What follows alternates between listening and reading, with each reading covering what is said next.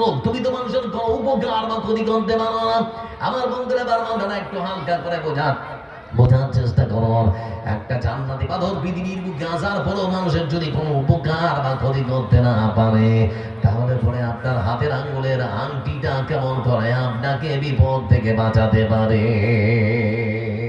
সম্ভব? এরা বলে সম্ভব কি? কখনো অসম্ভব নয়। এজন্য বলতে যাচ্ছি বন্ধু আমার, লক্ষ্য করে দেখুন রাসূলুল্লাহ সাল্লাল্লাহু আলাইহি ওয়াসাল্লাম তিনি এজন্যই বলেছেন, যারা কোনোদিন কোনো জিনিসকে শুভ বা অশুভ লক্ষণ মনে করে না। আমাদের সমাজে এখনো পর্যন্ত তাবিজের ব্যবসা আছে না নেই? এক শ্রেণীর আলেম আবার তাবিজের ব্যবসা করে না?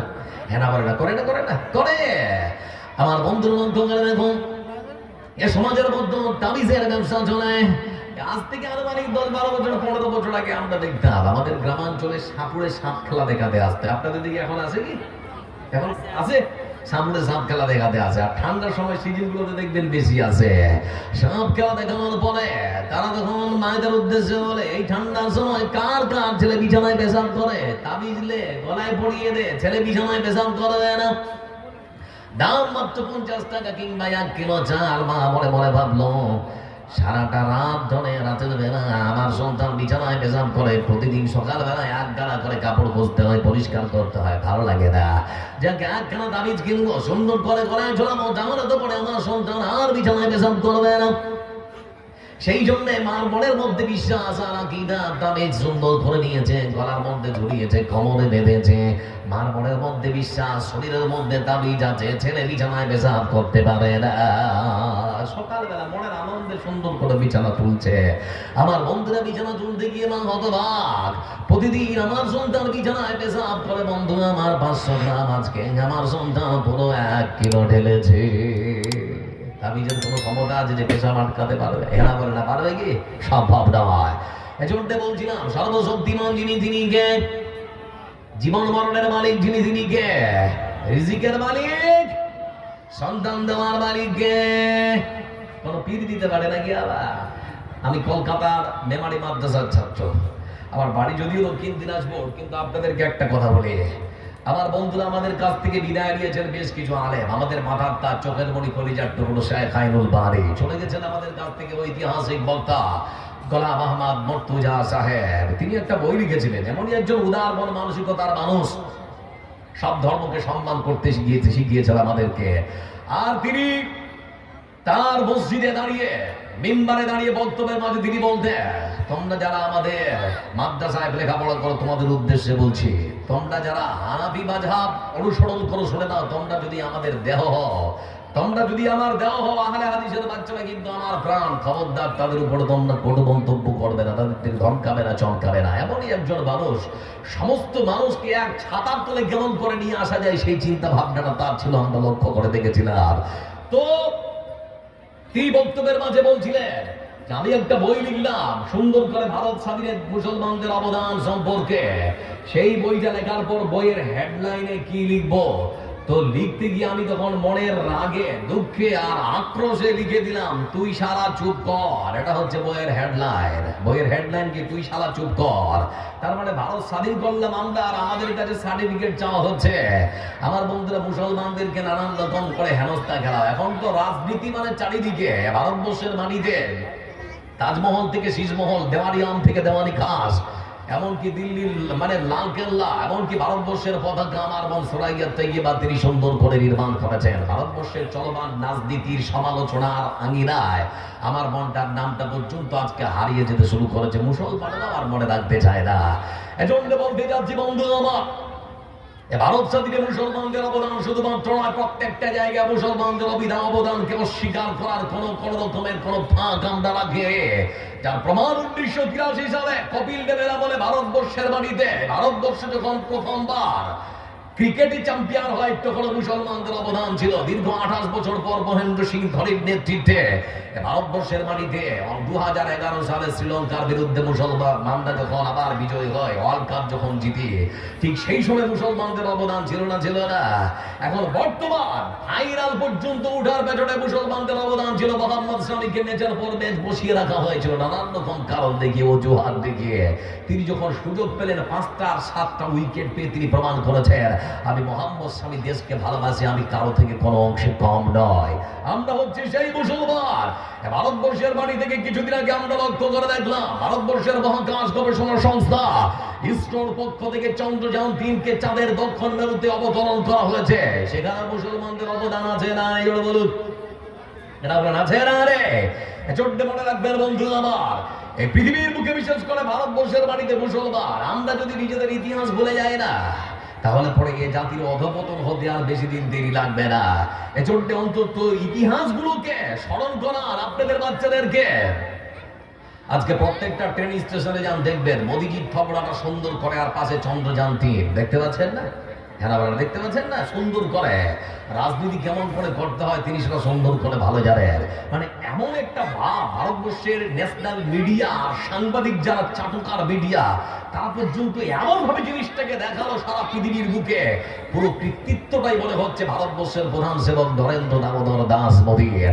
কিন্তু ভারত স্বাধীনের জন্য বা চন্দ্রযান 3কে মহাকাশ পর্যন্ত পৌঁছানোর জন্য, চন্দ্রযান 3কে সফলভাবে চাঁদের দক্ষিণ মেরুতে অবতরণ করার পেছনে মুসলমানদের অবদানকে আজকে খাটো করে দেখা হচ্ছে। আপনারা জানেন ভারতবর্ষের মহাকাশ গবেষণা সংস্থা ইসরো 1969 সালে এর পথ চলা শুরু হয়েছিল। তৎকালীন ভারতবর্ষের প্রধানমন্ত্রী যিনি ছিলেন তার নাম হচ্ছে ইন্দিরা গান্ধী।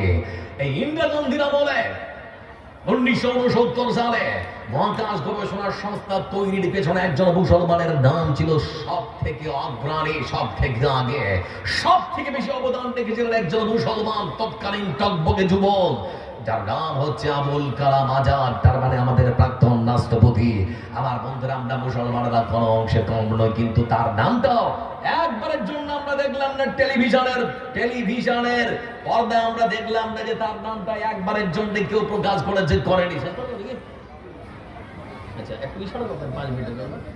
আচ্ছা আচ্ছা, আমার বন্ধুরা বলছিলাম আপনাদেরকে শুধুমাত্র এখানে শেষ নয়, লক্ষ্য করে দেখুন টেলিভিশনের পর্দায় আমরা দেখেছিলাম আগস্টের 23 তারিখ রোজ বুধবার আনুমানিক সন্ধ্যা তখন 6টা 4 মিনিট। আমরা লক্ষ্য করে দেখলাম টেলিভিশনের পর্দায় ভারতবর্ষের 140 কোটি মানুষ তাকিয়ে আছে চন্দ্রযান 3 সফলভাবে কেমন করে ল্যান্ড করতে পারে। আনুমানিক 140 কোটি মানুষ টেলিভিশনের পর্দায় দেখলাম, একদিকে চন্দ্রযান 3, আরেকদিকে ভারতবর্ষের প্রধান সেবক নরেন্দ্র দামোদর দাস মোদীর সুন্দর চেহারাটা।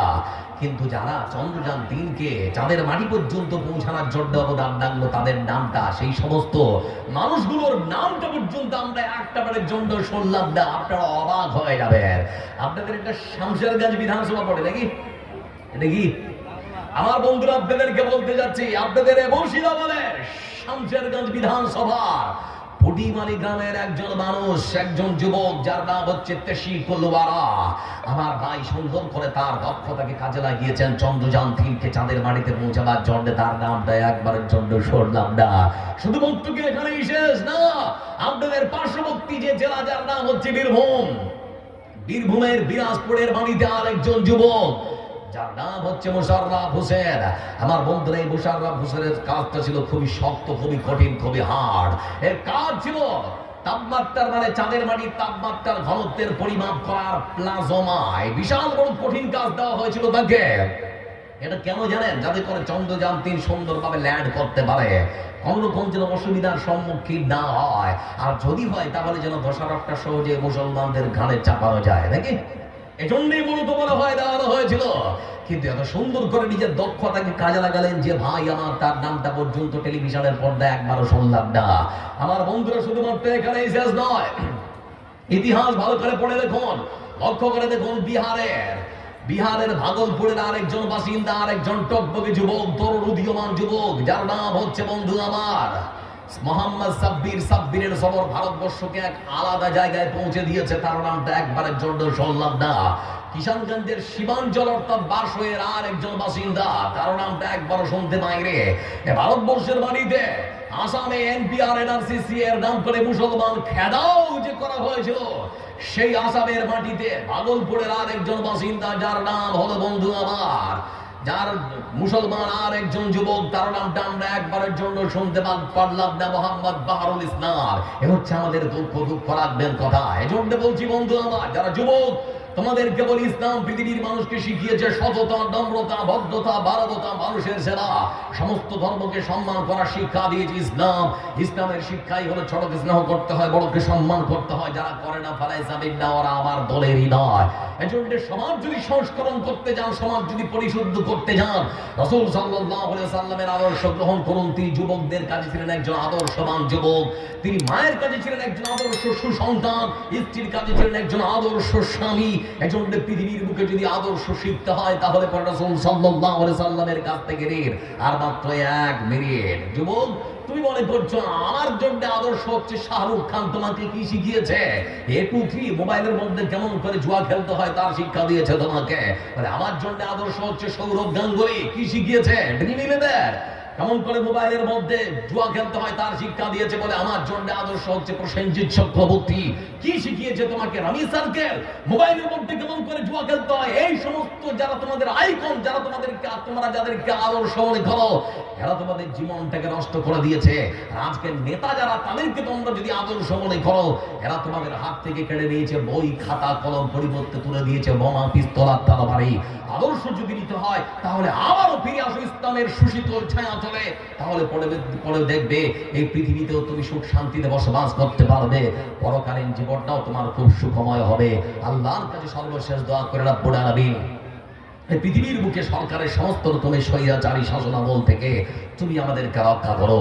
ফিলিস্তিনের আবাল বৃদ্ধ নারী পুরুষ ছোট্ট ছোট্ট বাচ্চাদেরকে তোমার অশেষ রহমত দিয়ে তুমি তাদেরকে হেফাজত করো। আল্লাহ, শয়তানের ওয়াসওয়াসা থেকে তুমি আমাদেরকে রক্ষা করো। আল্লাহ, তুমি আমাদেরকে বাঁচাও, যুবকদেরকে মসজিদমুখী করে দাও, আমাদের পর্যায় সহিত চলার তৌফিক দান করো। আল্লাহ, তোমার ইসলামের সঠিক সমস্ত তুমি আমাদেরকে দান করো। এই আশা রেখে আজকে আপনাদের কাছ থেকে বিদায় দিচ্ছি। আসসালামু আলাইকুম ওয়া রাহমাতুল্লাহি ওয়া বারাকাতুহু।